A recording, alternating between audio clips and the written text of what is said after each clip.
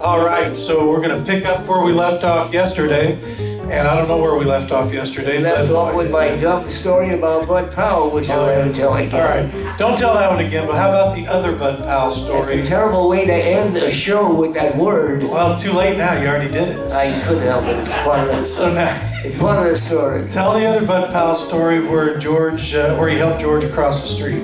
No, I'm not telling any more Bud Powell story. That was clean. No, well, I don't care what's funny. I'll tell it if you do. I may say the wrong thing again. I'll nudge you if you I got home, my wife, who was in Sherman Oaks, heard about what I said, and she wouldn't let me in the house.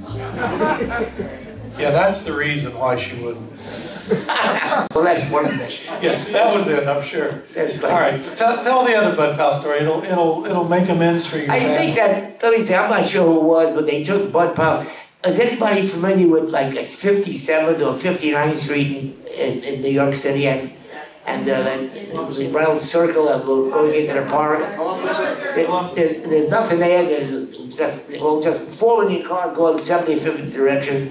But when the light stops, everybody can go. So somebody took Bud Powell, or I think maybe it was Bud Powell took George Herring out in the middle and left him there. And when the lights went on, all these cars were coming from all sides.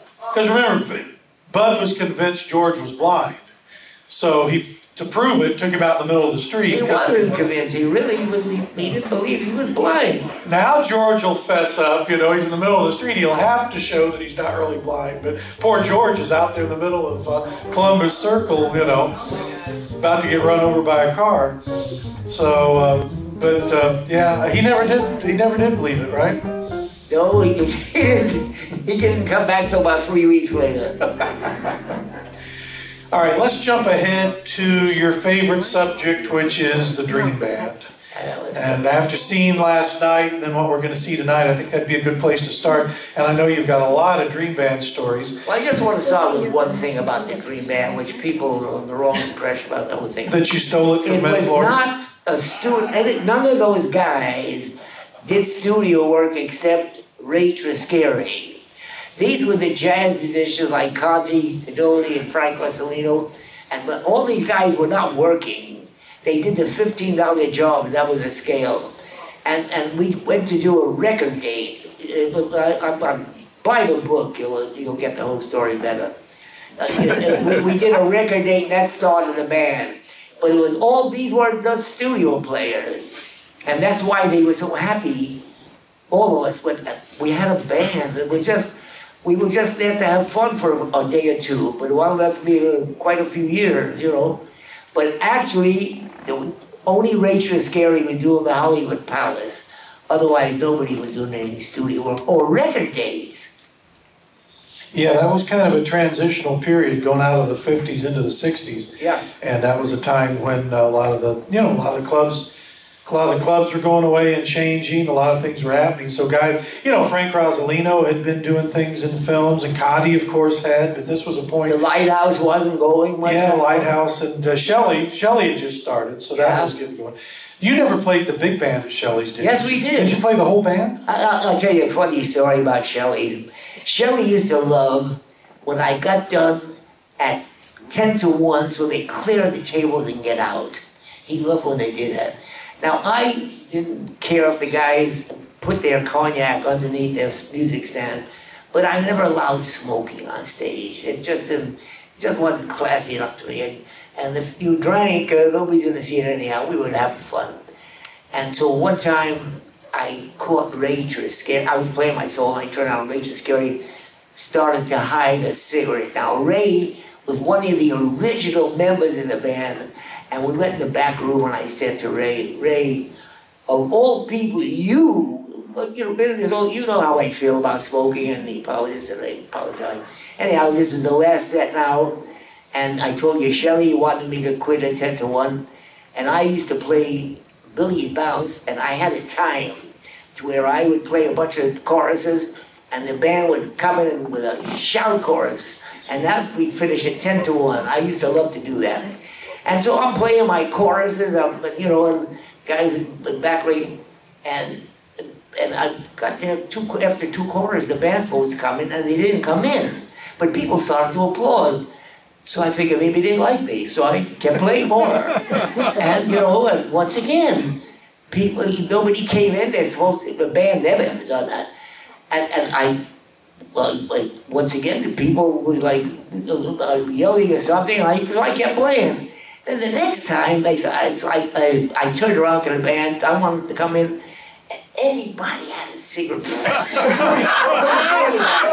All you saw was smoke. I had a bunch of idiots in my band, which I loved. They were funny guys, but all you saw was smoke. Rage and Scary had everybody again, and they kept puffing. They wanted me to come in early because none of them really smoked. Maybe 2 or 3 of them. All right. So now, so the Club on Sunset, that was the first one, right? And then the Santa Monica? One on Sunset, where the Seville was. No, that was on Santa Monica. Seville was Santa Monica. Yeah. That's where the band started. The Santa Monica. Yeah, actually, there was a movie columnist called Eve Star who liked what I did. And there was a club called the Seville that was sort of going out of business. They tried country and western, they tried Latin music. And so she used to give me little write-ups in the paper when I played a little club. When I first moved to town, I was new in town. So they asked me, she talked them into let's try jazz. So I went in with a quintet with Stan Levy on drums and Charlie Hayden on bass and Russ from England on piano and Connie Goodoldi and myself. And we did a little business. In the meantime, when I first moved to town, I'd go down to Union and Bill Holman was rehearsing a band and Ned Flory would rehearse a band. They had no work. They were just rehearsing because Ned was an arranger. He'd write, he wanted to hear what he wrote. Bill Holman would write his own arrangement. And he wanted to hear what he wrote. And then the band, there was something about some of the musicians. And I got an idea, and I had a good contract with Mercury Records. And I called them and I said, listen, I got an idea, I just want to record another big band album. Because I did one in New York I didn't like. I said, and the whole idea was take 6 different band leaders, like Lionel Hampton, Benny Goodman, Tommy Dorsey, Artie Shaw, 5 to 6 big names, and take something out of the song that made their songs popular. Like, for example, Illinois' chorus of Flying Home with Lionel Hampton, Artie Shaw's chorus on Stardust, probably the best chorus ever played on Stardust, and Tommy Dorsey playing Get a Sentimental View, Benny Goodman, Don't Be That Way. Anyhow, so I got an idea. I was going to take whatever these choruses were, and playing with vibes and saxophones. And I hired 6 different arrangers, Manny Allen in New York, Al Cole in New York, and Bobby Brookmeyer. They wrote for me, and I grew up with them, so they knew I liked fire. I always like a last chorus to be like a closing tune. I don't care which tune it is. It's got to be a shout chorus. And I hired Bill Holman, Marty Page, and Ned Flory. And so I had 6 arrangers, right, for the band. And they wrote 2 tunes each. Now I wanted to rehearse for this record date. That's right. And I heard that Pete Rugolo, you know that name, Pete Rugolo, just like Stan Kenton, he got fined $1,000 for rehearsing for a record date because the union was strong. They wanted you to rehearse on the record date, so you go overtime, so you can make money. You know, the union was that strong. The scales in clubs was only $15, but that's, you know, that's what the scales were. But the money was in the studios, and so I was new in town. I was afraid to rehearse. I got all this music to do this record date, and I don't know what to do. So somebody told me that you can't rehearse. Somebody at the union said, you can rehearse for a club date, for a club, which made no sense because that paid $15 compared to what it paid for a record date. You can rehearse for a club. So I figured, you can? So I went to the club owner that we played it with, like 5 of us, and I said, how'd you like to have a 15-piece band for what you're paying me for 5? Because being new in town, I was getting a fairly decent amount of money for the 5 of us. But I had enough money to pay each guy's scale, which was $15, and $19 for the band leader, which is not too bad. After I gave my band boy $8, I had $11. But I didn't really care. I got a chance to rehearse my record date. So we set up a stage because we were going to play there that night. We were going to record all day and play that night. So we rehearsed the night before. We rehearsed at the club because it was empty. It was the day off. The next day we went in, and Steve Allen at that time was just a friend of mine. So he gave me a plug on the air. A bunch of musicians heard about it. We expected 20, 30 people. The place held about 300. We expected 34, maybe 40 the most to show up. And sure enough, we recorded all day, 12 songs. And those days, the songs couldn't be more than 4.5 minutes. Otherwise, you wouldn't get airplay. And I demand a lot of ensemble with my arrangers, because I sketch everything out with every arranger I want. And there'll be solos, 8 bars here, 60 bars. And so we got to the club after we were recording all day, and we got there, sure enough, there were 20, 30 people maybe. So we went in the back room, and all we had was 12 pieces of music, which I said they're 4 minutes long, so it would last about 48 minutes, and we have to play 3-hour sets. So I said, look, at letter A, it's what they call opening up an arrangement. At letter A, Connie Gandoli, after what's the name plays, you play 1,000 choruses. Just keep playing. And I'll bring the band in again. And Frank Trusley, you got 2 million choruses. So each tune would last about 12 minutes. So we'd have enough songs to play for the night. Okay, so now we talked it over. Now we walk out, and there's 300 people packed in a place. About 15, 20 famous movie stars, every musician in town. We didn't believe it, so I took the band back. I said, everybody in the back room, I said, I just said this for laughs. I wasn't this serious because I had a little band where I made all my money traveling. I said, hey, gentlemen, we're starting a band tonight, and the first rule is no drinking off the bandstand. If you want to drink, you got to drink on stage. We can have a party, screw everybody. And it was funny, because Ned Flory I'm around ready to tap off like 1, 2. He said, hey, wait, Terry, I need a beer. I'm going, waitress, a beer, please. At one time, we had 5 waitresses on stage, and nobody could get a drink in the audience. It was like Spike Jones with good music. It was ridiculous. Anyhow, we tore up the place. After we played our first tune, I had a song called that Bobby Brookmeyer wrote for me, which I had in New York. I recorded a big band called Just Plain Meyer. Anyhow, we played that, opened up, there's a lot of band in it, and we tore up the place. That whole night, people were screaming for the band.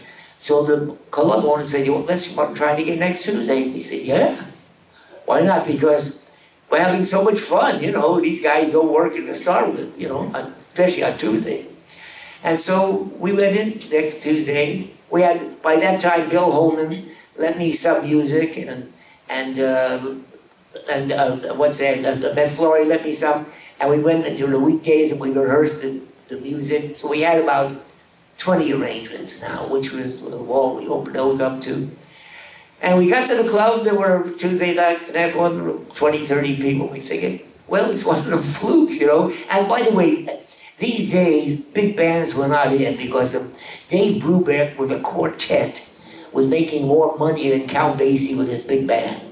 Because it was the bebop days, and it was little bands were in. And so, there were no big bands, so people heard a big band, they flipped out. So, like I say, 20, 30 people the next Tuesday went in the back room to talk it over. He came out, the place was packed with a line wait to get in. It didn't make sense. So we did it again next Tuesday, and then you couldn't get in the place every time we played. So the club owner said, you want to try 5 days a week? So we said, yeah, not realizing that the Crescendo, which was a very big club, was about 10 blocks away from there. Count Basie was opening the night we were going to start 5. Not only did he open, but we outdrew him, and that band got known immediately back east, and I knew all the guys in Count Basie's band because I worked opposite them, we were on the road all the time. Every time they got intermission, 9/10 of the Basie band was in to see us. And so our place was filled with all musicians. But I got to tell you one story that happened before this all happened, where I drew all these people. I played in town for a guy called Gene Norman, who had a radio station, and he had a club. I played with Woody Herman. And, you know, and he loved me. He had me on a show.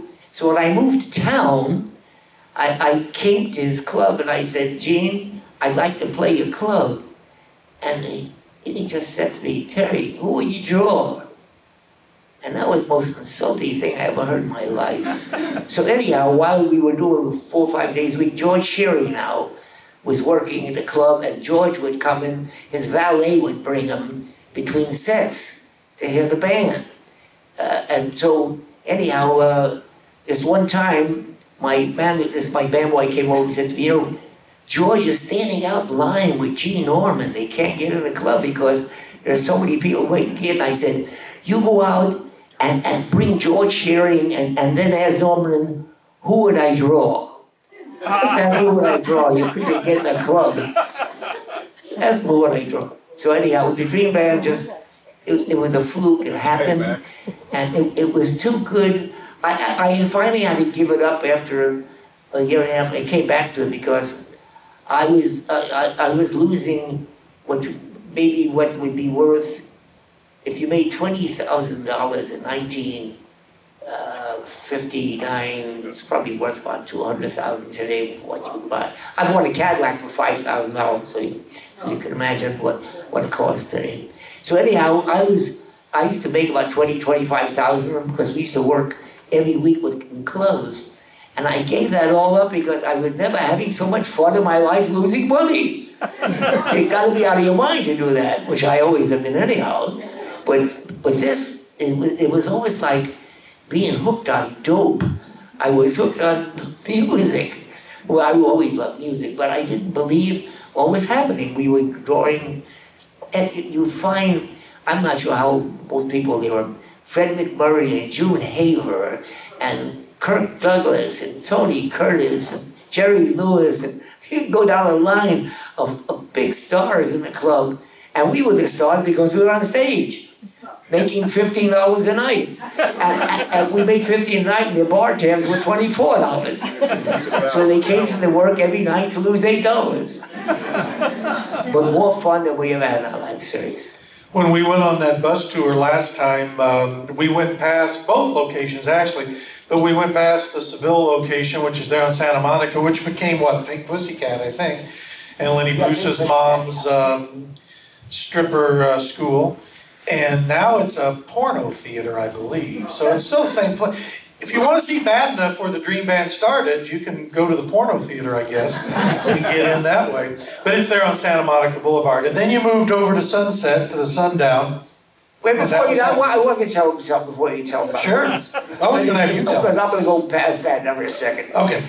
Ken Poston, as a young kid, 30 years ago, maybe more than that, he was young. He was like, he's at the K Jazz Station. He was the best disc, besides Chuck Nile, he was the best disc jockey there, the most knowledgeable disc jockey. In 1980, about 1986, I think it was, when I moved back to California, was doing TV shows and conducting television shows, Ken asked me to put the big band together. I put the Dream Band together with the many original members. And the first job I played, I won't forget, was the Playboy Jazz Festival, which was the worst job because you make the most money. You probably made $20,000, $30,000 for the night for the band. But I think where the wall is now is where I can see the first person. And I like to have fun, like I'm doing with you idiots in front, you know. You better get a shirt next time. And you sit nice or pretty late like that, you know. So anyhow, I just like to have fun with an audience. And they're 20, 30 yards away from me. So it was just and Ken suggested I put the big band together. And I told him I would like to play for dancing. Because we had a lot of the tempo there. And Ken booked the first job at the Queen Mary.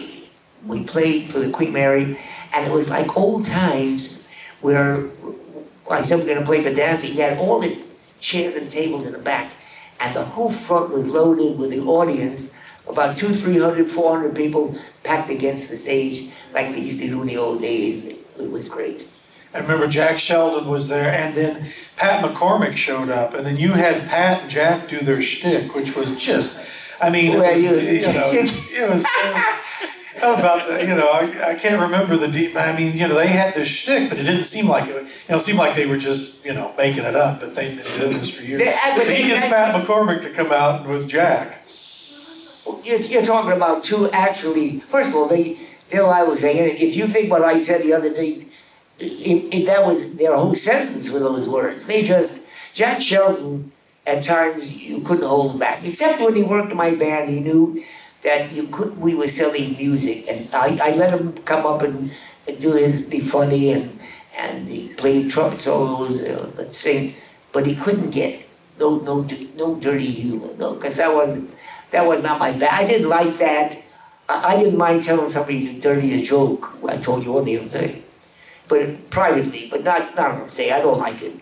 And so anyhow, Jack, I got to just tell you a few stories about Jack, which is the beauty. If you all know Jack Sheldon, he can be very triple entendre, he can say the words to tell you about two people. So anyhow, I got booked into Disneyland for a week.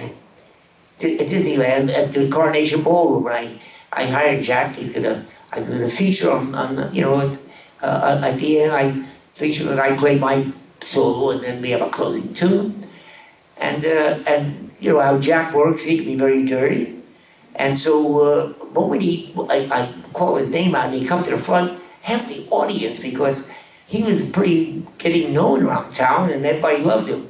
And everybody expected him to really jump into one of his acts, and he opened up with, and Jack and I made this up, so this wasn't something I just did off the cuff.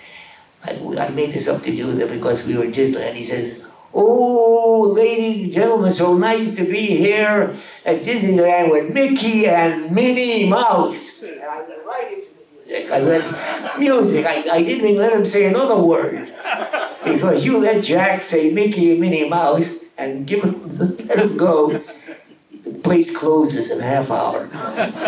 Without a doubt, because that was Jack. But he never did that in my band. He just played. It was pretty funny. The first time when I moved out here, the first time I met Terry was right after I'd moved out here, because I got the job at the radio station, and I was supposed, to produce concerts and events, and in addition to being on the air. And this was when Woody Herman was sick. This is when Woody was kind of on his last legs, and everybody was doing fundraisers to try to help Woody keep the house and all the things that, medical bills, things like that. So we decided for the radio station to do a fundraiser, and what I wanted to do was have the Woody Herman Band come out and play, but then also get a bunch of the alumni and do some things like that. Now, I was about 24, maybe had just turned 25, but no more than that. I was 24, 25 years old. And I just moved here, and all my heroes were still around. Shorty and Terry and, all the guys that, Bill Perkins and right on down the line.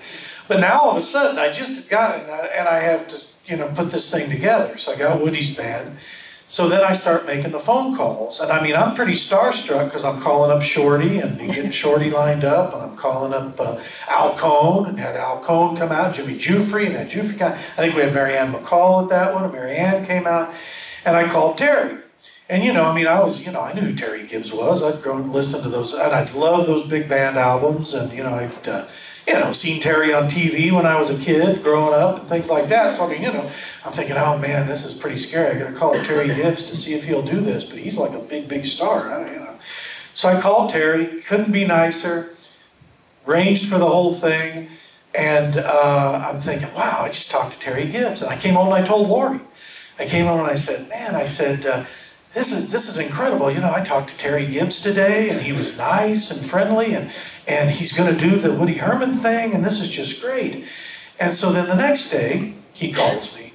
And, Terry's always very meticulous about every little detail of everything. So I don't even have anything planned out completely yet. He's calling me the next day. Hey, you got to do this. You need to do that. And hey, if you haven't done this yet, you better do that. And so I went home the next day to Lori and I said, wow, I talked to Terry Gibbs again. This is incredible. I talked to Terry Gibbs for like an hour. And so, you know, and he's helping me, tell me what to, you know, and so she's like, okay. And so then, you know, the next day I go home. Terry Gibbs called me again today, and he talked for a long time, and he's, you know, and this is great. And I finally talked to Terry Gibbs. Finally, by the fourth day, I go home and I go, God, Terry Gibbs called me again. I couldn't get off the phone. He's on there for like 2 hours, and I'm trying to get this Woody Herman thing put together. So that's how I met Terry. Was right there at the very beginning, and he knows I'm kidding him, but not really. I hate when anybody tells the truth. I hate that. But he really was. I mean, I look at Terry as kind of a guy that really helped because, again, I was 24, 25 years old. He actually was the youngest guy at the station and the hippest one. He actually made the station a fortune by starting that blues thing. All those ideas that the station had with Ken's. And I don't know why he left, but he really... The thing with the Dream Band playing at the Queen Mary, all the things he did for that station.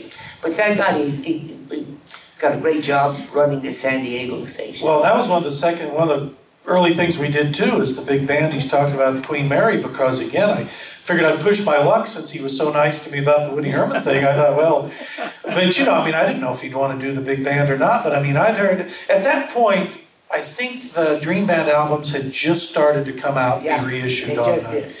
And you know, I'd heard the Pink one in particular, the Live at the Summit, was, you know, that was the first time I'd heard the band. I was just blown away by all that. I knew every one of those charts by heart from the time I was about, I don't know, 16 or so on, and I used to listen to that over and over and over. So then, when those started coming out, you know, the live, that's a live recording too, but the rest of those live recordings, I mean, it's just Wally Heider's sound on those and everything. It just brought the whole thing to life. And then I found out, you know, that he had all these in his closet and had been sitting on those for all those years.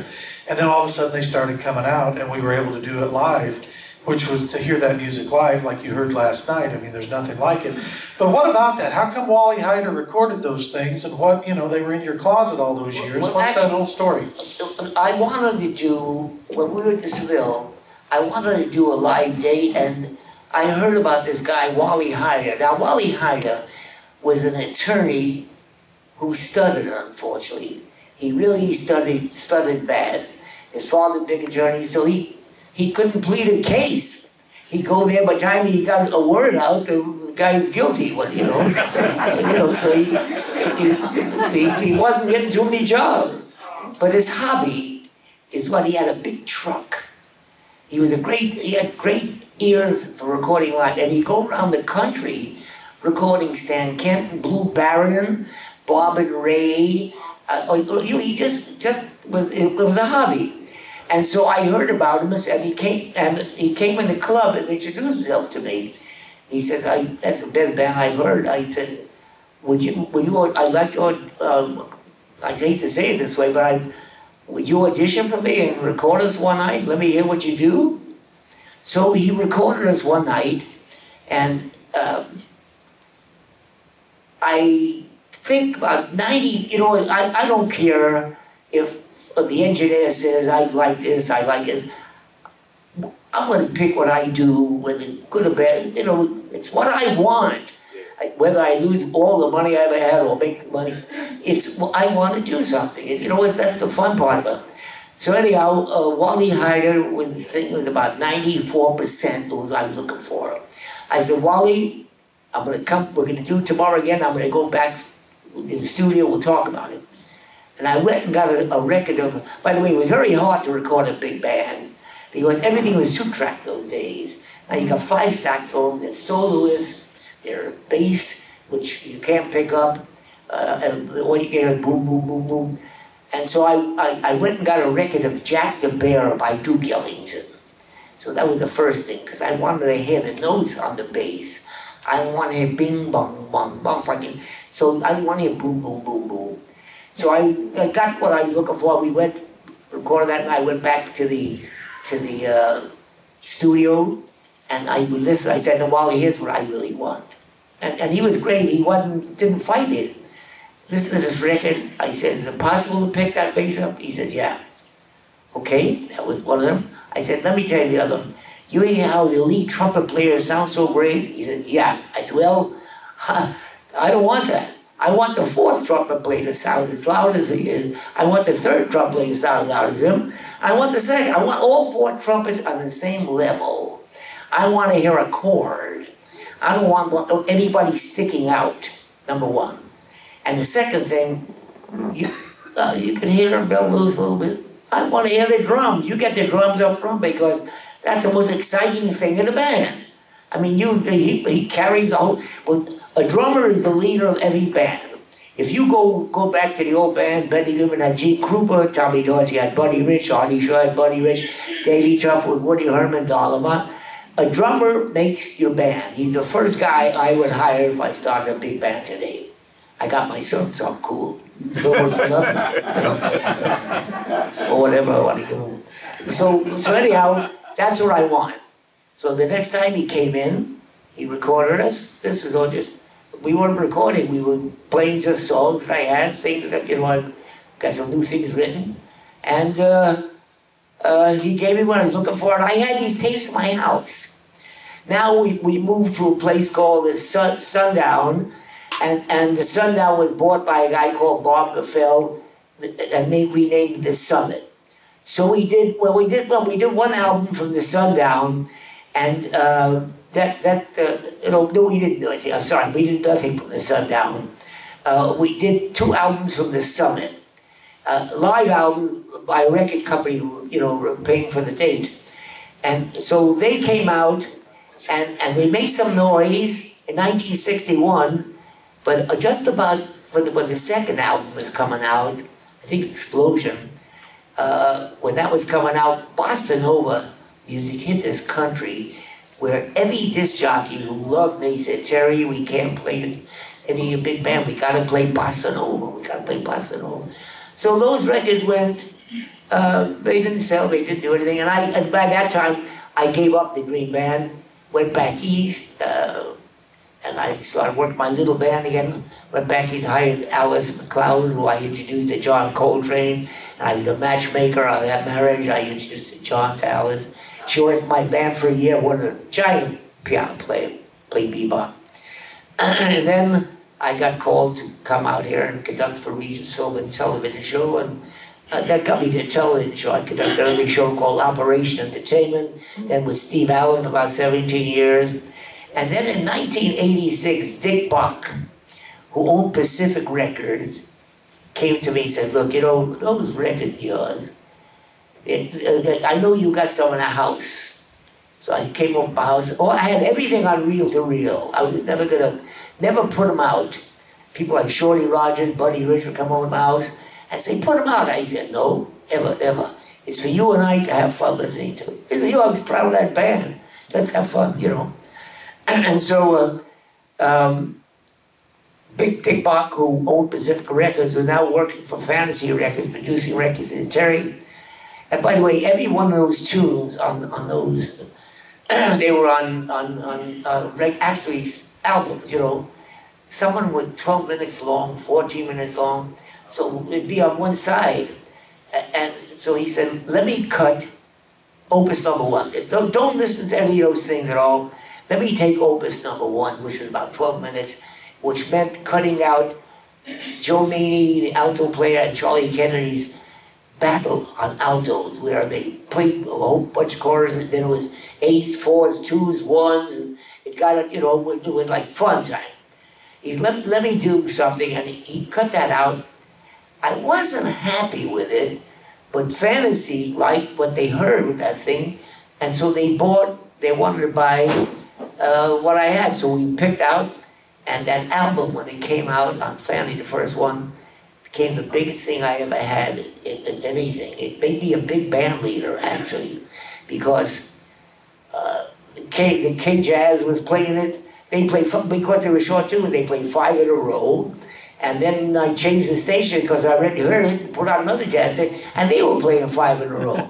And it was happening all over the world. Then the band happened in 1980s. Ken hired us, and the band started to play again, And the wildest thing is that I never called it the Terry Gibbs Dream Band, because when the first album came out, it was Terry Gibbs Orchestra and was called Dream Band. And when Ralph Caffel, the president of Fancy, I said, Ralph, I don't like that title. I mean, it's a little strong. Call you anything, Dream Band, you know. It's like saying I got the prettiest wife in the world, which I do. But anyhow, it just was a little too strong for me. But he says, Terry, it's a good title. So anyhow, the thing came out, and the band started to get known as Dream Band, so they put out the next 5 albums, Terry Gibbs Dream Band. So now, all over the world, my name is never mentioned. They say, that Dream Band is the greatest thing I've ever heard. Never mention my name, as if I had nothing to do with it. I know what you. One thing I wanted to mention, and again, this is a serious question, and maybe, you know, it might be one of those things that there's no specific answer, but one thing that you probably, well, you've seen certainly in the film clips, and for those of you who have seen Terry in front of the band when we've done it in past years, one thing that nobody ever talks about that is extremely important, and from doing so many of these things and dealing with so many bands and so many leaders and so many band leaders and all this stuff, is that what becomes very, very clear is there's very few of the leaders that are truly leaders in the sense that really know how to how to accomplish what they want to accomplish in front of a band, and to do it efficiently and to do it the right way. And as you know, I've dealt with dozens and dozens and dozens and dozens of people, and it just varies. A lot of times, you know, and it was all done on purpose. You know, if we had the composer or arranger of a thing doing a concert of their arrangements, they may not be the best conductor or leader of a band in the world, but to see them in front of the band doing, you know, it was all, we did it on purpose, because again, we knew it was going to take a little bit longer in the rehearsals. Now, a guy like Terry, for whatever reason, is one of those rare, gifted, real leaders. A guy that when he gets in front of the band listens to what he has to say. He, as you heard, you know, I told you how he was very, very involved in every aspect of anything. I mean, he's even involved telling Wally Hyder. He just told you how he wants the thing recorded. But he's always right. And I don't say that just because he's sitting here. I mean, he's always right. He's done all these things. I listen to him. He knows what he's talking about. But to see him up in front of a band is very different than most other people that you will see. And the really great band leaders are able to get things out of the band that if the average person, that's why it sounds different. That's why if, you know, that's why if you play Terry's charts, you know, you might buy them from E-Jazz Lines and have your local college band play them for other reasons, but, you know, I was going to say, you know, it's not going to sound the same, and I don't mean it doesn't sound the same because you don't have Connie Cadoli and Frank Rosolino, but the leader and just everything about it. But he's one of those guys that the guys respect, and when he gets up there, he knows how to do it. And it makes a huge difference. And that's the thing, you know, over the years, people, you know, it's funny, you read reviews of different things, like things we've done. And sometimes a reviewer will say, oh, didn't, you know, that band, obviously, they didn't let them rehearse enough, or this or that. Okay, rehearsal time is not really what we're talking about here. It's what the person leading the band does within the time. Terry Gibbs does not need a lot of time to rehearse the band. There's no screwing around. He knows what needs to happen. He rehearses the band, and this is what needs to happen, and this needs to stay, you know, and that gets done like that. The world he comes from all those years of doing television and all, they don't have rehearsals for things necessarily. I mean, he has to do all kinds of things, and that's where I wanted to lead into with that. But I'll lead into the TV part with that, but I want to talk to you about that. And again, maybe there's no answer, but was it working with Woody? Was it working with Buddy? I mean, what was it? How, or are you just naturally a leader? Well, you know what it is? You have to know what you want to start, right or wrong. When I go to, I mix all my own albums. I go in with an engineer, and once in a while you'll get an engineer that thinks he knows it all, and they'll say, you know, I think the bass is too loud. I said, do me a favor. Don't ever tell me what's too loud. Or just, if you want to suggest something, wonderful. But if I want it that loud, right or wrong, that's what I'm looking for. That's what I want. So if you start, whatever business you start, you have to know what you want. You have to know what you're looking for. Now, with my big band, I'm going to mention, if you know these names, Richie Camuga, Bill Perkins, Joe Maney, Charlie Kennedy, Jack Nimitz, Frank Rosalino, Vern Friley, Bobby LaVolton, Connie Cadoli, Al Pacino, Rachel Scarry, Stu Williamson, Lou Levy, Buddy Clark. There were like 10 great soloists.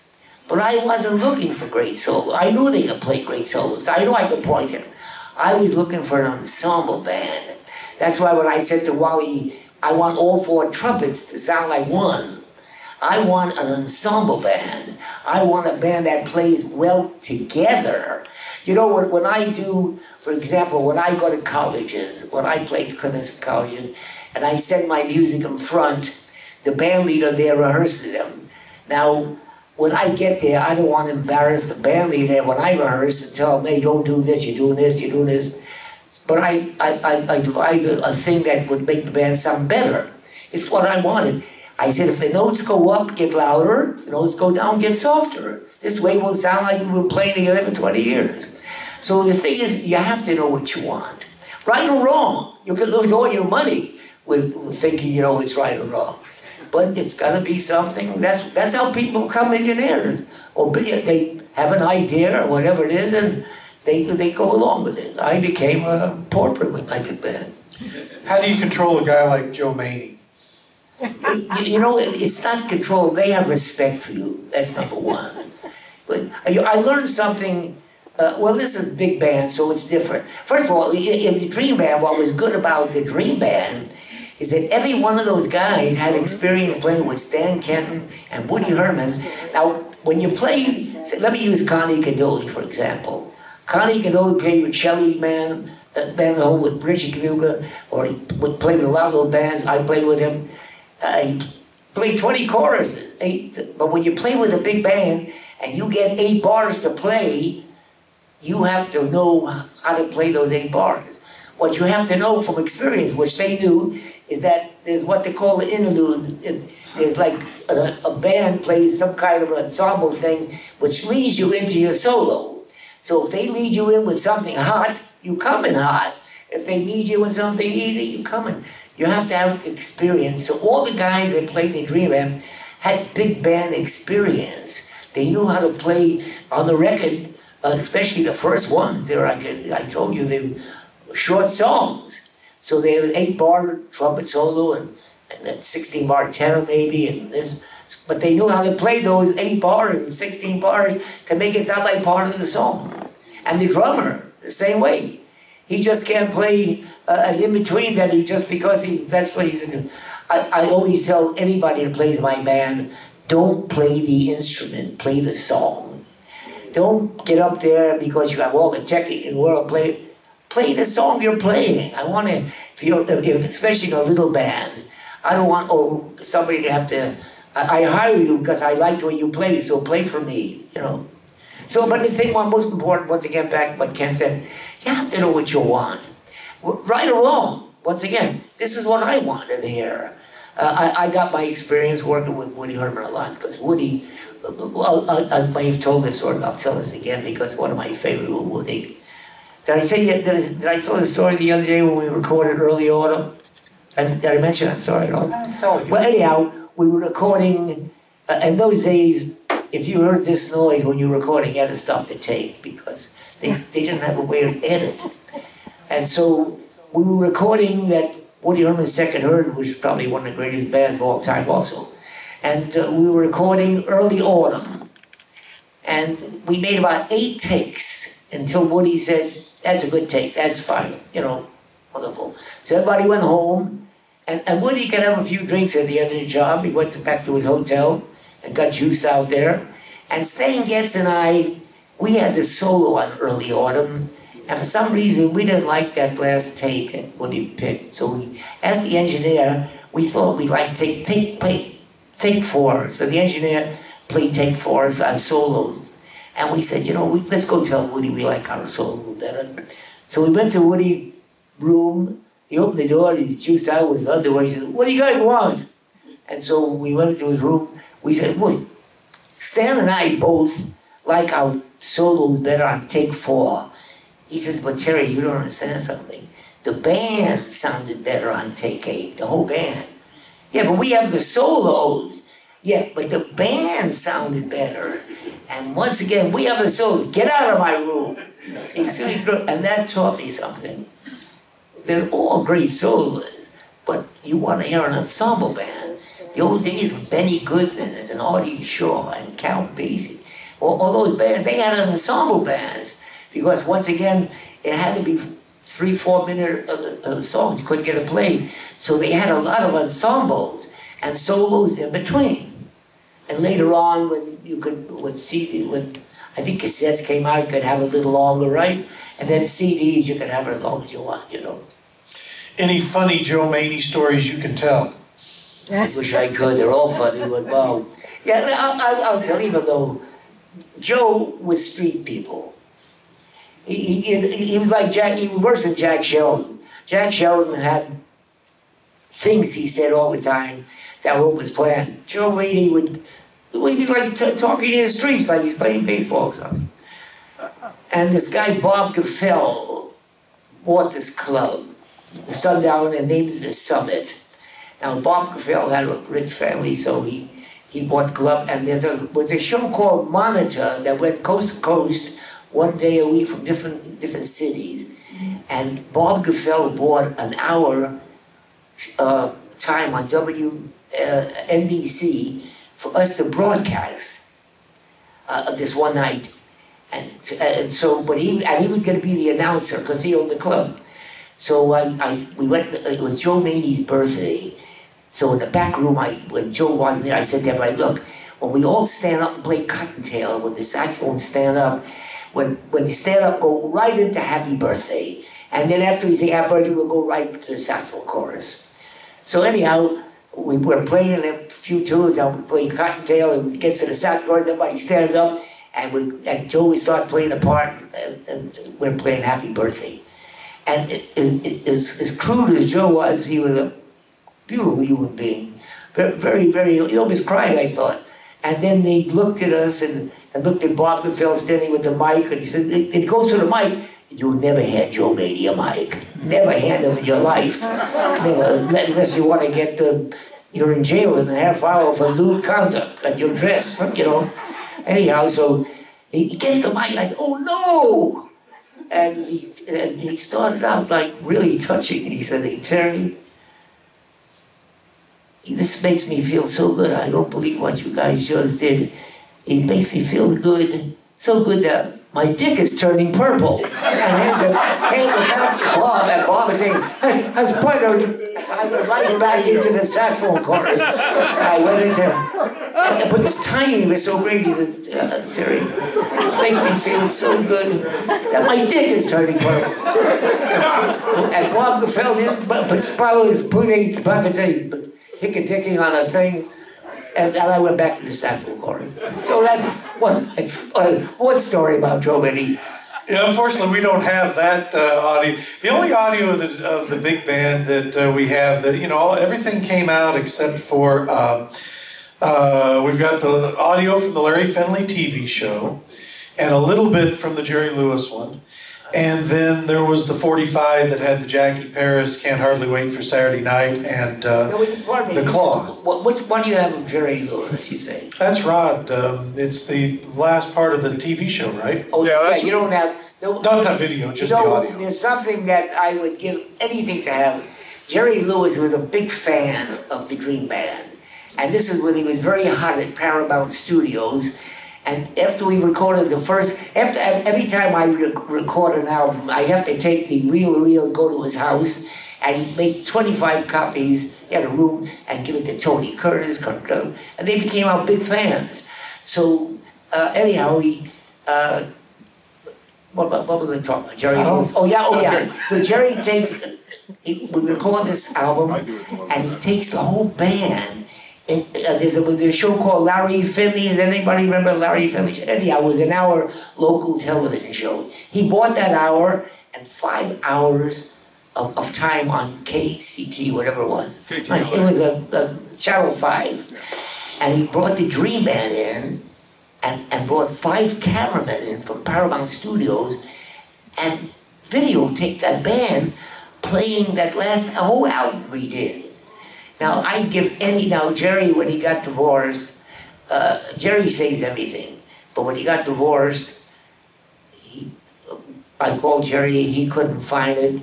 His conductor, Lou Brown, who was my close friend, he went up to Patty, Barry's wife, and looked over the house. They couldn't find it.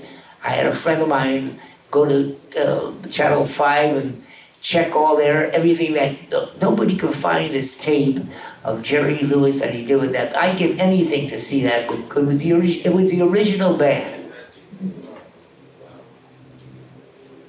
Anybody have it in their house? Well, yes, darling. Can we get a plug for Bill Holman? Bill Holman, I was going to mention Bill Holman. Who's Bill Holman? Bill Holman is the gentleman who wrote the arrangement on Limerick. And the utility. Oh, he wrote the original, and if it wasn't, we could have done without him and this number. But this is the arrangement, Bill Holman's arrangement, an original composition to Limerick Waltz, played the Terry Gibbs style. Are we ready? 1, 2, 3, 4.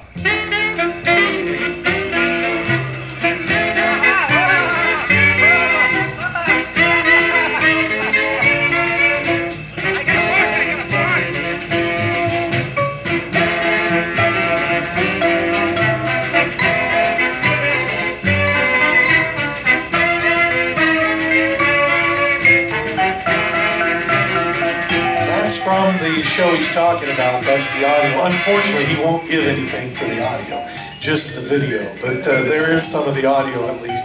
And then we also have a whole, half hour of the Larry Finley show or more than that.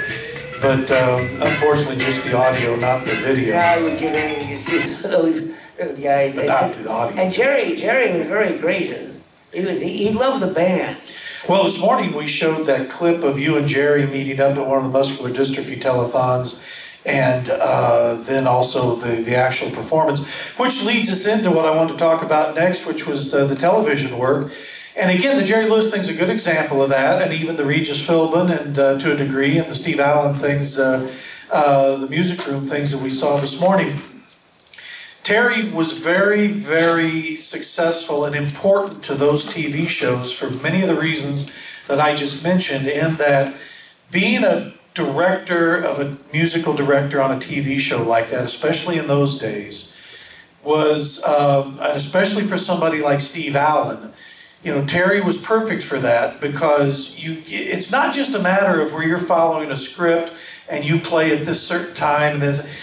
Steve has all of his things that he's throwing in there going off script. There's the comedic timing, and he's got all that same as you hear. He's got his own kind of comedic timing, so he understands all that. And so the reason that those guys loved him so much is because he made them look good, which is what they want on television. I mean, he knew when to have the band do things. He knew when to start playing. No big gaps in between the timing of whatever the bit was and going into the music, or being able to back up, whether it be Steve and Edie or Dizzy or Sarah Vaughan or Henry Mancini or whatever the case may be. And so you ended up being like, the ideal musical director for these television shows. But how did you get into that? That wasn't something that just, No, actually, I was always a guest on the Steve show. And one of the associate producers and I became good friends, but I was always a guest. I moved back to New York City. My son Jerry was just born.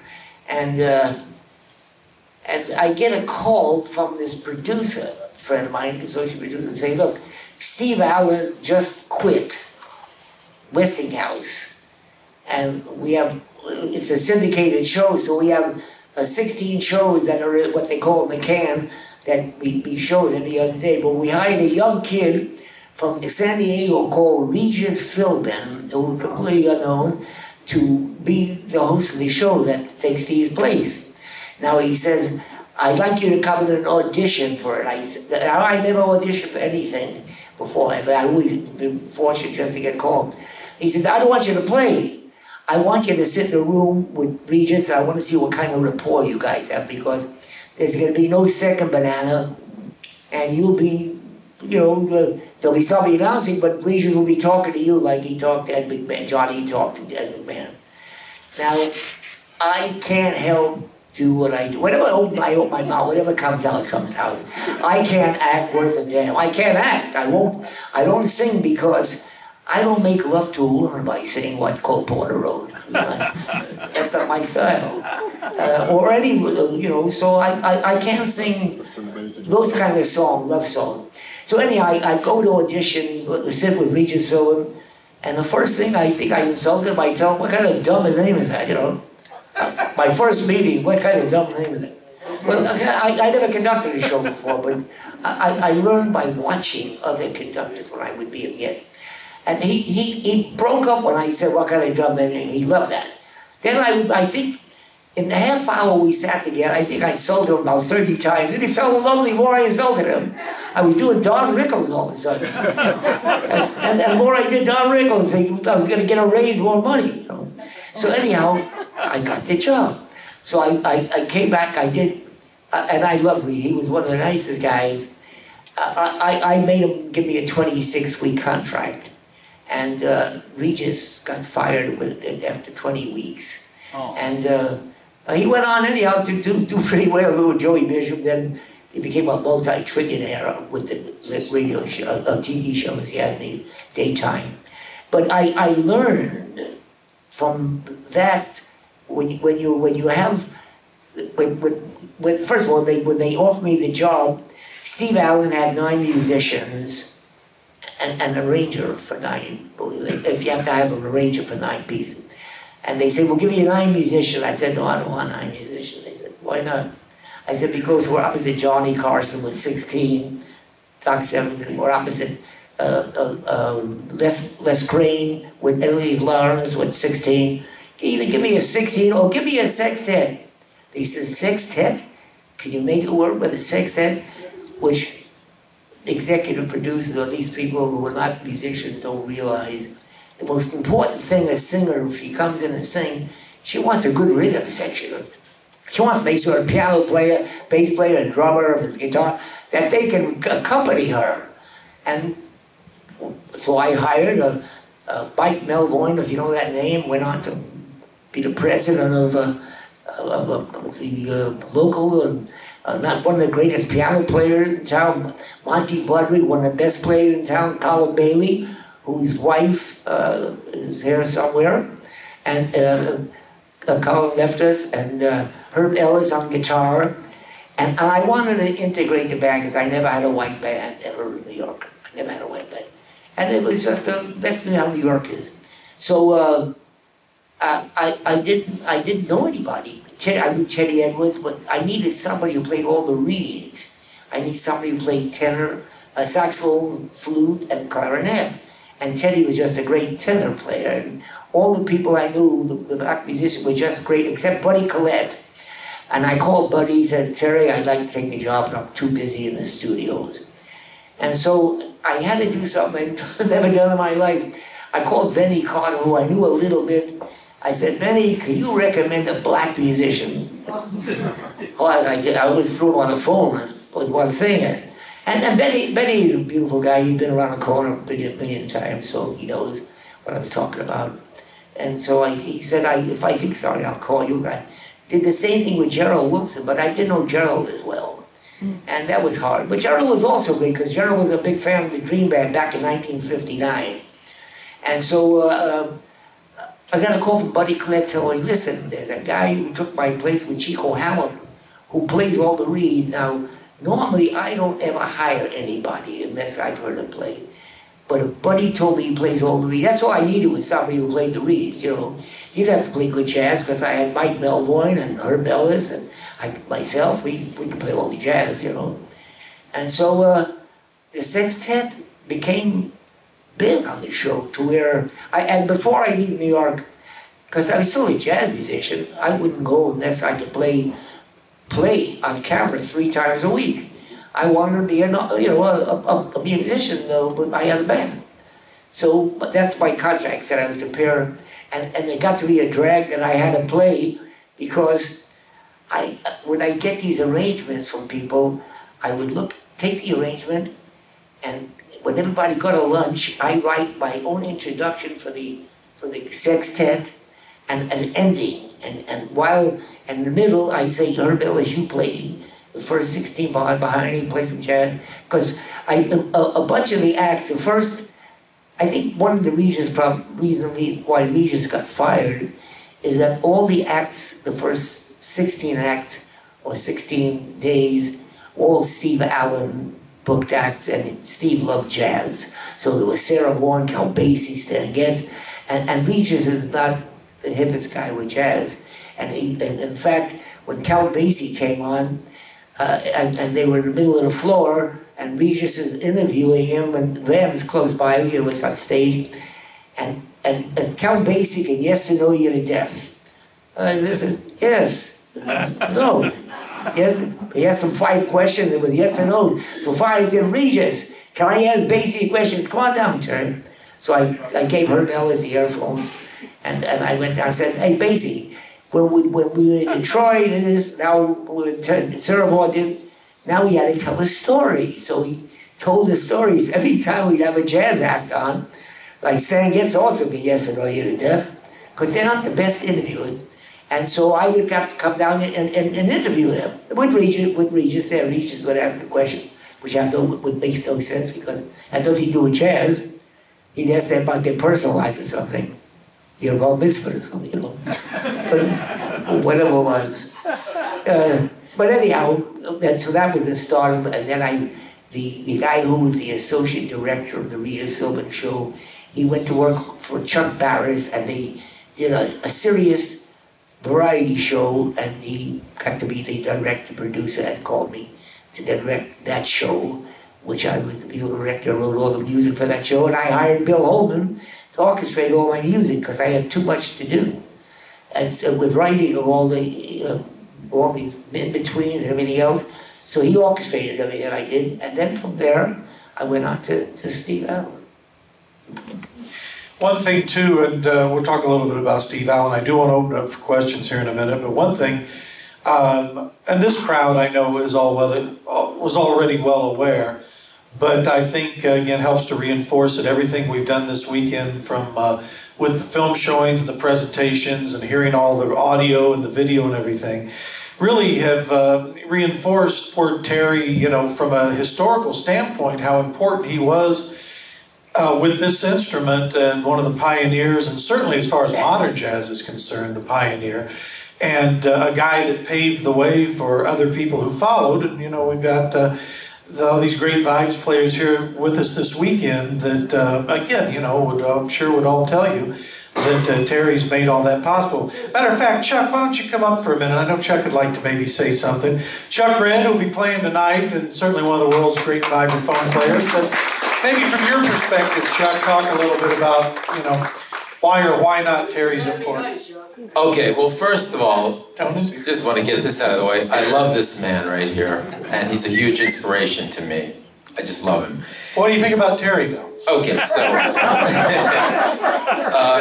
so just very brief. It's just so much fun to hear you talk, Terry, about the Dream Band and about all these guys and what it was really like at that time. I was 1 year old when that band was playing at the Seville and the Summit. 1 year old, but the Dream Band came into my life when I was about 17 or 18, and I had a mentor, and a lot of you big band aficionados will know this name, the great Bill Potts, the arranger Bill Potts, and Terry certainly knew him.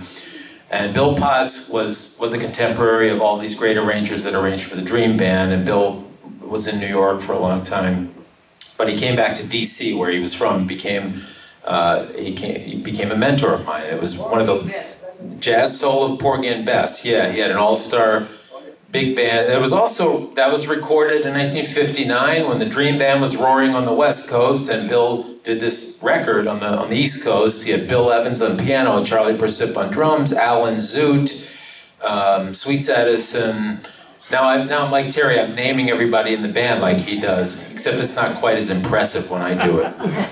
He can, by the way, Terry can not only name everybody in his band, he knows all of their aunts and uncles and their chiropractors as well. So if you meet him later, you can... Chiropractors, yes. Yes, a chiropractors. Anyway, so I was in Bill Potts' apartment when I was about 17, 18 years old, and Bill knew that I loved to swing, and that I was listening to Buddy Rich a lot, and I was getting into Max Roach, and he knew also that I was interested in the vibes.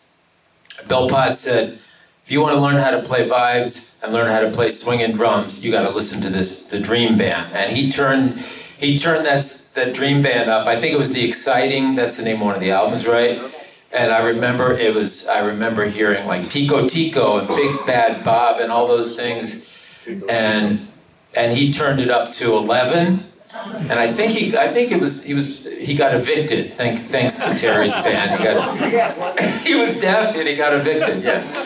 But I remember just sitting there, and he had big, beautiful speakers, and it took me to that club in California, virtually took me there in my imagination.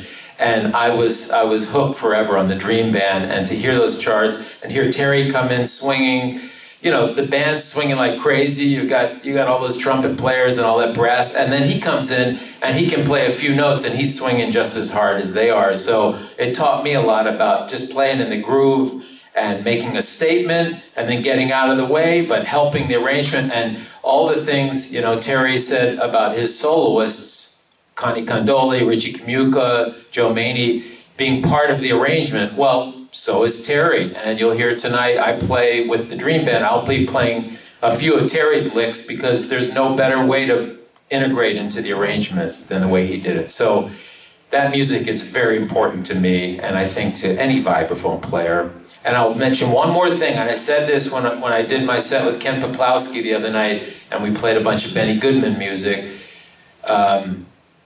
It occurred to me at some point that Terry was really the only vibes player that I can think of that did it all at that time, because there were two bebop vibes players, unless I'm mistaken. There was you and Milt Jackson, and there was of course Lionel Hampton, and there was Red Norvo, and then later on there were guys like the great Gary Burton and all these people. But Terry, he could play bebop with Dizzy and Bird, and then he could turn around and play with Benny Goodman and swing like Lionel Hampton. So this gentleman is a unique artist in American music. And again, I love him.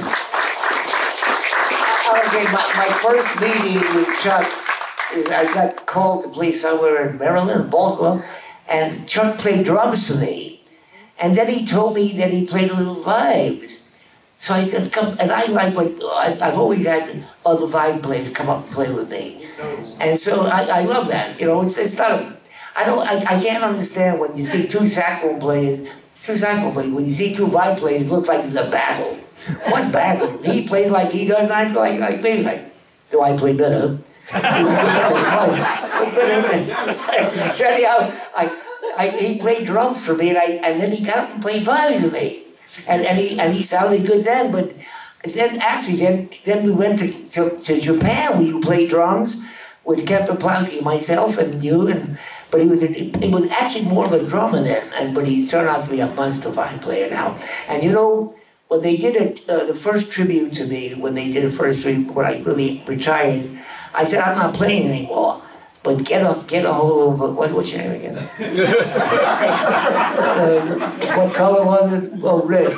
Chuck Red. I said, get a hold of Chuck Red, and he'll play the whole thing, and I'll come up and play 2 tunes on the end. So Chuck's been doing tributes to me all over the country, making money while I'm out of work, Questions? Anybody? Yes. Gary. Yeah, well, first of all, thank you for all the great music over the years, and thank you for being here to share with us this weekend. Really appreciate it. You want to stand up, please? Sure. I told you, he orchestrates everything. Make it hear you, see. Yeah. My question is, we've seen over the last few days that you played with just about everybody who was anybody over the years, and probably some who weren't anybody. But who did you never get to play with, who you would have liked to play with? Good question. Who did Terry never get to play with that he would have liked to play with? I'm a blessed human being. I tell myself I've had 80 years of fun. There's nothing I really want to do anymore, because if you give me a name, I'll tell you I played with them, I knew them or something. I've been very fortunate to go from what they call the swing era to play with the most famous man in the whole world at that time, Benny Goodman, to go to play with Charlie Parker and Dizzy Gillespie. And I think that playing with those people just brought out something in me to where I could bring out something to Chuck when he was playing drums. I don't think there's anybody that I could think of that I would have loved to play with, you know? Maybe Blue Baron. Yeah, you mentioned him earlier. I got Blue Baron on his mind for some reason. I reason. got a chance with them. They never called me. Spike Jones. Clifford Brown. Spike Jones. Now I'm starting to think of names. Clifford Brown. Who? You didn't play with Clifford Brown, did you? Who's that? Clifford Brown? Yes. Where'd you play with him at? No, I didn't. Actually, we knew each other. Well, I knew Clifford. I heard Clifford. I think when he was 19, he was an unknown. I worked at a club in Philadelphia, and the owner of the club was a trumpet player. And this was Saturday night. The place was packed, and this is my heyday of packing places. And now it is like empty. Yeah. So anyhow, it was Too bad. it was one of those things. So anyhow, it was packed, and my club owner says to me, his name is Jackie Davis, hey, I'm going to take you to hear something. I said, don't you want us to play? He said, no, come with me. And he takes me to this concert hall, and I think it's Chris Chambers. It was like what they call rhythm and blues those days, which bebop players frowned on. You know, the bebop players were the most prejudiced musicians at that time, because people like Coleman Hawkins wasn't into us, and he was so great. But anyhow, he took me down, and to hear this, I don't know why you hear this rhythm and blues band, they're playing, and then Chris made an announcement, ladies and gentlemen, we want to hear this young, from Philadelphia, this young gentleman, and Clifford came out, he was 19 years old, he crouched down, and I swear I didn't believe what he did.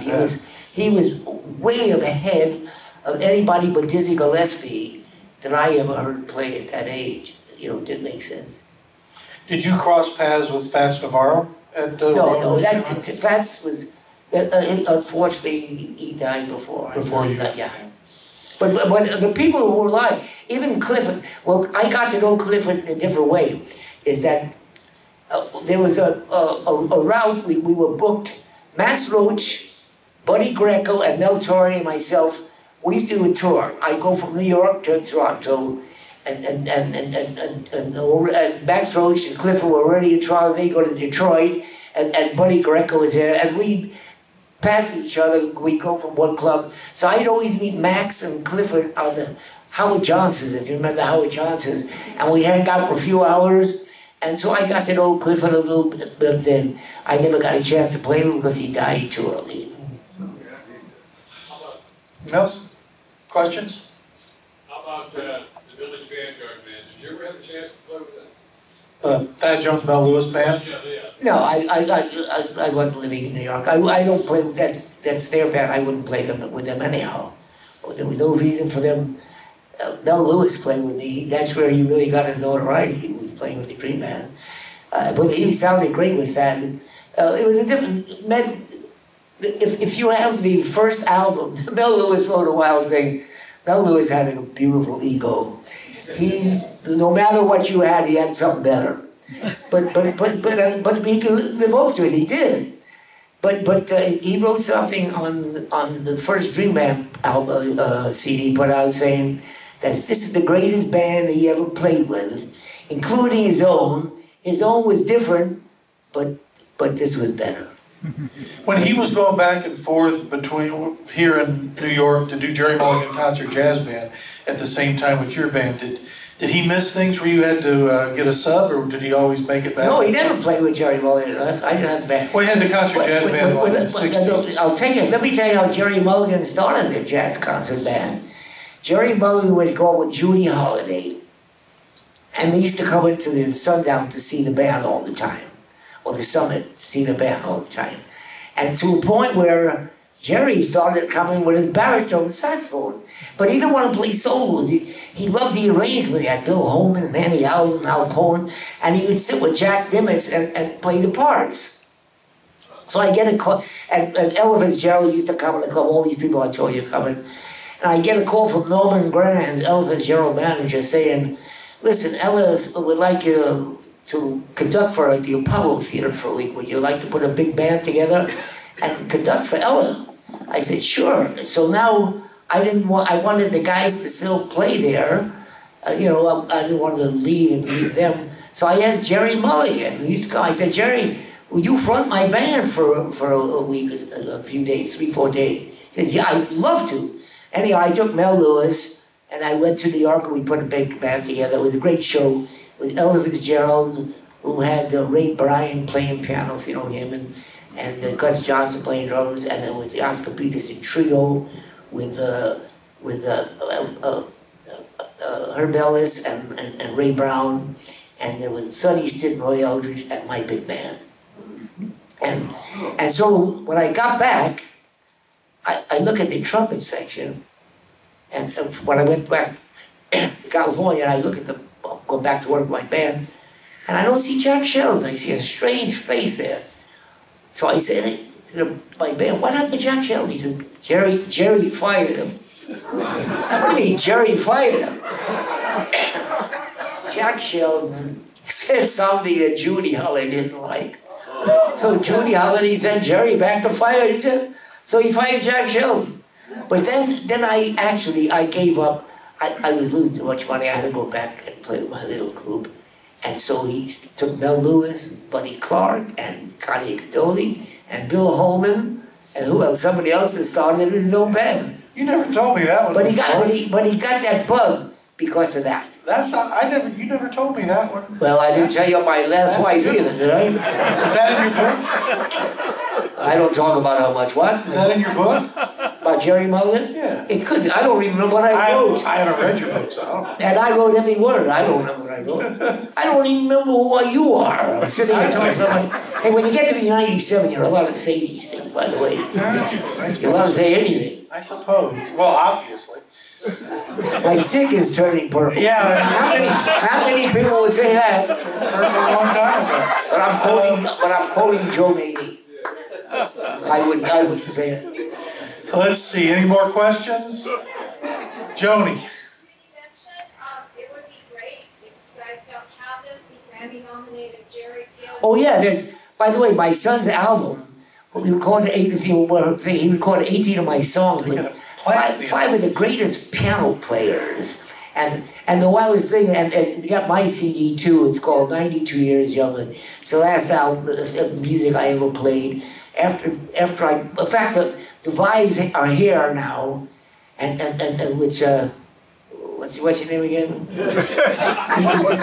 Charlie's gonna play tonight, and they've only been taken out of my house in the last 6 years for this thing. When I finished that recording that album, wherever the mallets laid, they were covered up for 6 years, and I haven't touched them. Because I get, you know, you get to a point, I'll never forget, I hear music day and night. You know, when I go to sleep, I have a little earphone listening to the highway results, what's happening on highway. If I don't listen to something, I'll be writing music. You know, Jerry played a song called 4 a.m. that he recorded. I actually wrote it at 4 a.m. I'm sleeping, I'm hearing music, I got it in the middle of the night, and I wrote the song 4 a.m. So it's wild how you write songs and how you name songs. You know, I didn't write songs. That was pretty clever. You did it at 4 a.m.? Yeah. That's clever title. Well, that's the only... If I was writing right now, I don't write songs with lyrics. If I was writing a UK thing, how was your shoe? I would call it, how was your shoe? Call it anything you want because I don't have any lyrics, so it don't mean anything. You know? Do one now with the word purple in it. Any questions that you want a dumb answer to? Nobody have any questions? I got Phil Spector, because, you know, he would get called in to he'd get called in to do dates like that. You know, you've heard of the Wrecking Crew, of course, things like that. So, Phil Spector, I know you had an interesting session with Phil Spector. Well, I'll tell you my first meeting with Phil Spector. I was at home about 10 o'clock and I had a little bit of cold. And Frank Capp, my drummer who played my band, called me up and said, hey, listen, we're recording John Lennon, and Phil wants vibraphones, and he says, call Terry Gibbs. So I said, hey, Frank, I don't do record dates. I don't I don't record for anybody. I don't record for myself, you know. It's no big deal. I just do my own work. And so he called me back another 10 minutes later. He said, hey, listen, Phil wants to talk to you. He said, Phil said, hey, Terry Gibbs with Steve Allen, sing it to me. That's what he's doing. He said, I'll give you 10 doubles. Now, when he says 10 doubles, that means 10 salaries. Now, but I had a cold, and I seriously didn't want to go. So Frank, so I said, goodbye, Phil, and I hung up on him. And Frank called me back about 10 minutes later. He said, hey, Terry, he's seriously love to have you. He'll give you 10 doubles. So I go down, not feeling, I go down to the date. There was a small studio called Golden Star or something, I think. You walked in, it was the size of the bathroom, and you walked in and you got stoned as you walked in. If you took a deep breath, you were stoned. Everybody reeking from the smell. And John Lennon is surrounded by nine girls, 9 Japanese girls. Now, it was the weirdest scene I ever saw. You know, I've never been around rock and roll musicians. But Phil Spector hires jazz musicians. He hires like guys like Connie Cadoli, Don Menza, Slide Hyde. Only the drummers, Jim Keltner and Hal Blaine with rock and roll. But Hal Blaine had experience playing with Patty Page, so he knew to play with big bands. So, but the guitar players and all that, there was Joe Sample and Pete Jolly, piano with Don Randy. These are all ex-jazz musicians. Phil loves jazz. So I got to the date, and I as I walk in, I hear Phil say, take 42. and I'm listening to what they're playing, so I walked over to where Frank was. I said, to start with, Frank, did you play this 42 times? He said, I said, that piece of shit? It's the lowest thing I ever heard in my life. So he said, you're going to pay it. I said, where's the, there's nobody there but him and the percussion thing. I said, where are the vibe music? There's no vibe music, there's no parts. I said, so what do I play? He said, I've been playing bum, bum, ba-da, bum, bum, bum. I said, wait a second. Did you call me to get me, I told you I was sick, to come play da-da-da-da? My grandmother, you could have called her. I would tell her on the phone she'd come play it for you. And so he says he's going to give you 10 doubles. I got a check, I swear, this is back, I forget, the 80s sometime.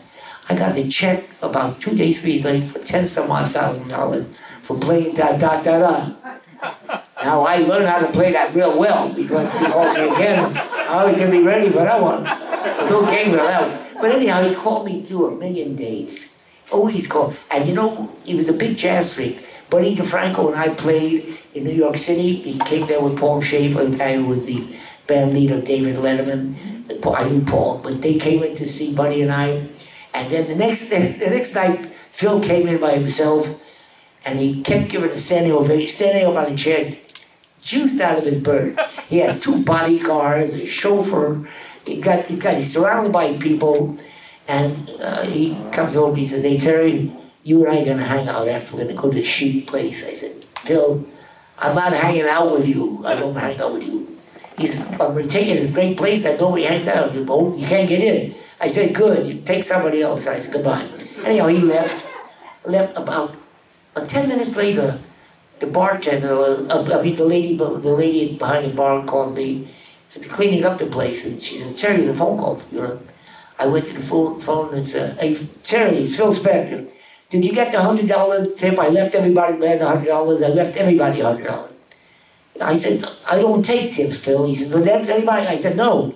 He showed about 10 minutes later, and that bartender who tabbed me signed, put everybody his tip. He tipped the doorman, the bartender, the guy in the men's room, everybody $100, and the bartender kept it for himself. So Phil made him give him back all his money that he paid for everything. And the club only gave it back to him, because it was Phil Spector. And then he came to me again and said, come on, Jerry, we're going to hang out. I said, I don't hang out with you, Phil. Goodbye.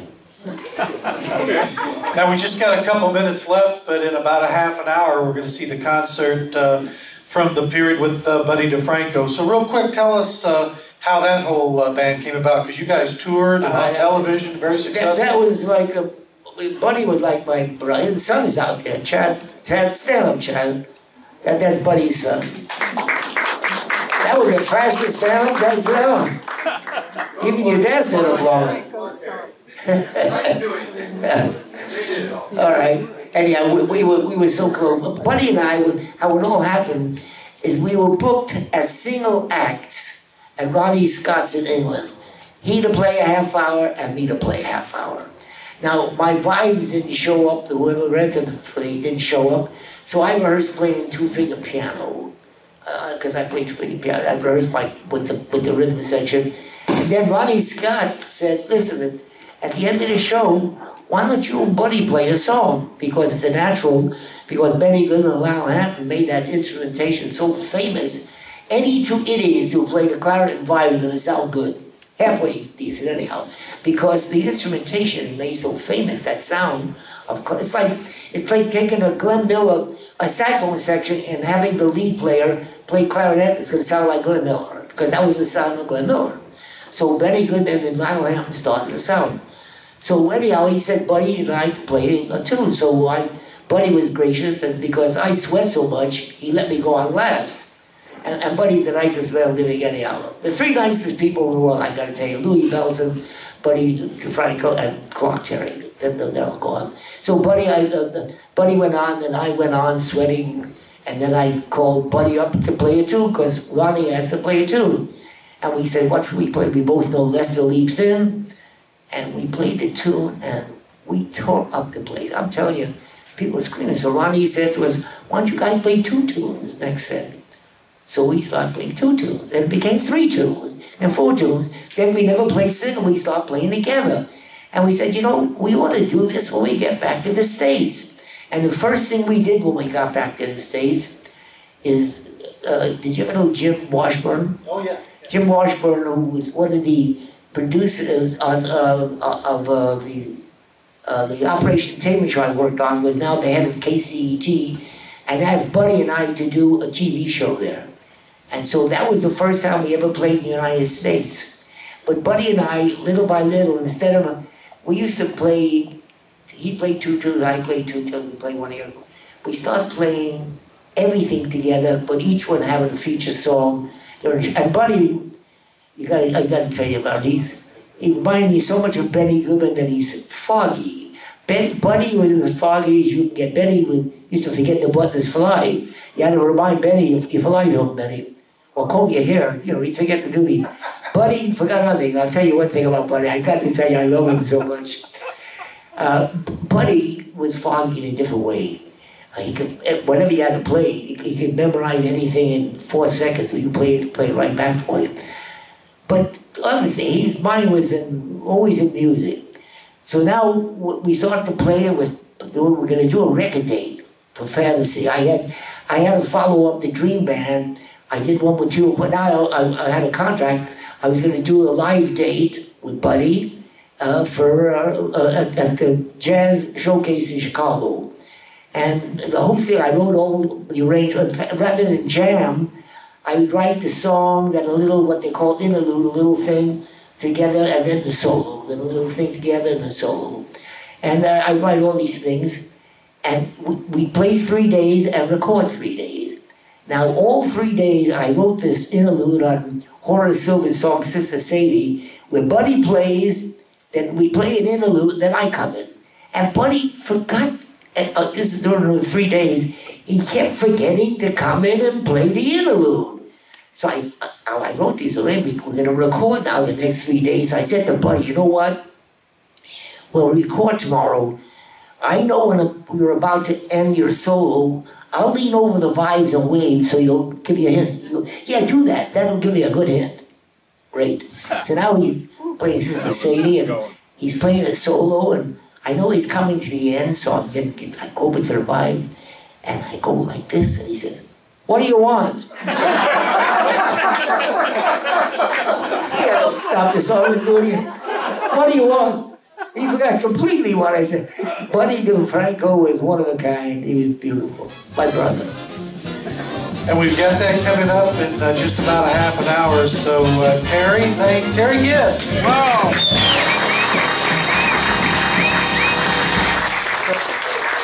Man of the hour, man of the weekend. I thank you very much. Man for all seasons.